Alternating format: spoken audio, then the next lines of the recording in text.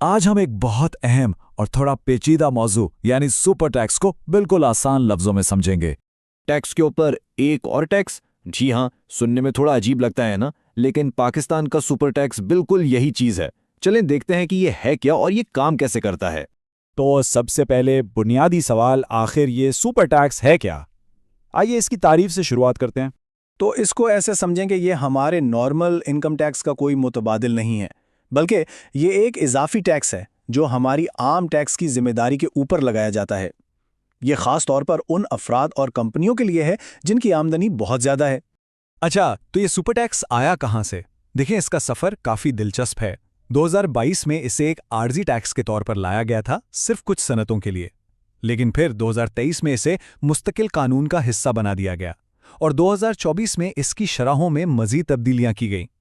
तो अब सूरत हाल ये है कि ये टैक्स साल 2022 से एक मुस्तकिल टैक्स के तौर पर लागू है। अगला अहम सवाल ये है कि क्या ये टैक्स सबको देना पड़ता है? चले अब इसके उसूलों को समझते हैं कि ये किस पर लागू होता है और किस पर नहीं। कानून ने यहाँ एक वाज़े तफरीक की है। ये टैक्स बुनियादी तौर पर ज़्यादा कमाने वाले अफराद, एसोसिएशन ऑफ पर्सन्स यानी एओपीज़ और कंपनियों को हदफ बनाता है, चाहे वो पाकिस्तान में हों या बाहर, जबकि छोटी कंपनियां, गैर मुनाफा बख्श तंजीमें और सरकारी इदारों को इससे इस्तिस्ना हासिल है। और जाहिर है, जिनकी आमदनी मुकर्ररा हद से कम है उन्हें भी ये टैक्स नहीं देना पड़ता। और वो मुकर्ररा हद क्या है? ये है वो जादुई हिस्सा जिसे याद रखना है, 15 करोड़ रुपए। अगर किसी शख्स या कंपनी की काबिले टैक्स आमदनी इस रकम से ज्यादा है तो सुपर टैक्स का कानून हरकत में आ जाता है। अब अफराद और एओपीज़ के लिए ये एक फ्लैट रेट नहीं है, ये एक सीढ़ी की तरह है, यानी स्लैब सिस्टम। जैसे जैसे आमदनी बढ़ती जाती है वैसे वैसे टैक्स की शरह भी बढ़ती जाती है। आप देख सकते हैं कि 15 करोड़ से 20 करोड़ तक 1%, और इसी तरह ये शरह बढ़कर 30 करोड़ से ज्यादा आमदनी पर 4% तक पहुंच जाती है। लेकिन यहाँ एक और अहम बात है, कुछ खास सनतें हैं जिन पर यह स्लैब सिस्टम लागू नहीं होता।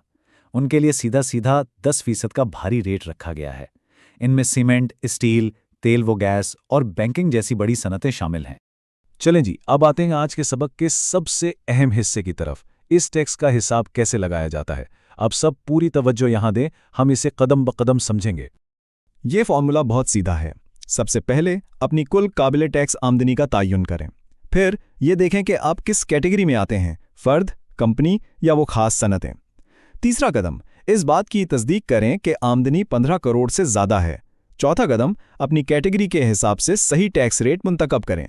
और आखिर में अपनी काबिले टैक्स आमदनी को इस रेट से ज़रब दे दें। बस इस नुक्ते पर खास तवज्जो दें, ये सबसे आम गलती है जो लोग करते हैं। याद रखें, सुपर टैक्स का हिसाब आपके नॉर्मल टैक्स अदा करने के बाद बचे हुए मुनाफे पर नहीं होता। नहीं, इसका हिसाब भी उसी कुल काबिले टैक्स आमदनी पर होता है जिस पर आपका नॉर्मल टैक्स कैलकुलेट हुआ था। ये बात बिल्कुल जहन नशीन कर लें। थियरी तो बहुत हो गई, अब वक्त है इसको अमली तौर पर करके देखने का। तो चलें एक मिसाल हल करते हैं। फर्ज करें कि एक कंपनी है एबीसी सीमेंट लिमिटेड। चूंकि ये सीमेंट की सनत से है तो ये एक मखसूस सनत है और टैक्स साल 2022 के लिए इसकी काबिल टैक्स आमदनी 50 करोड़ रुपए है। अब चूंकि ये एक मखसूस सनत है, इस पर स्लैब रेट नहीं लगेगा, बल्कि सीधा 10% का सुपर टैक्स रेट लागू होगा। तो हिसाब बहुत आसान है। 50 करोड़ रुपए को 10% से ज़रब दें तो सुपर टैक्स की रकम बनी 5 करोड़ रुपए। और अब आखिरी कदम, कंपनी की कुल टैक्स की जिम्मेदारी क्या होगी? ये होगी उसका नॉर्मल टैक्स, जो कि फर्ज करें 14.5 करोड़ रुपए है, जमा सुपर टैक्स जो कि 5 करोड़ रुपए है। तो कुल मिलाकर इसे 19.5 करोड़ रुपए टैक्स देना होगा।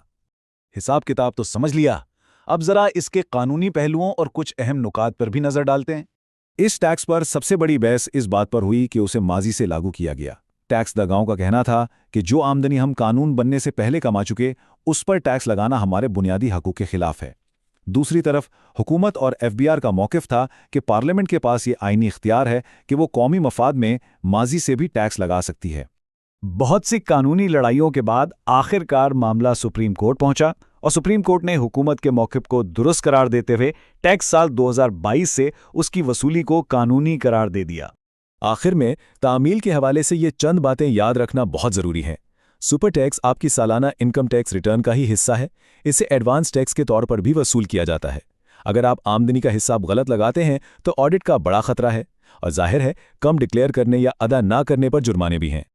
तो अब जबकि ये टैक्स पर टैक्स हमारे कानून का एक मुस्तकिल हिस्सा बन चुका है, हमें ये सोचना होगा कि तवील मुद्दत में पाकिस्तान में सरमायाकारी और कारोबारी माहौल पर इसके क्या असरात मुरत्तब होंगे।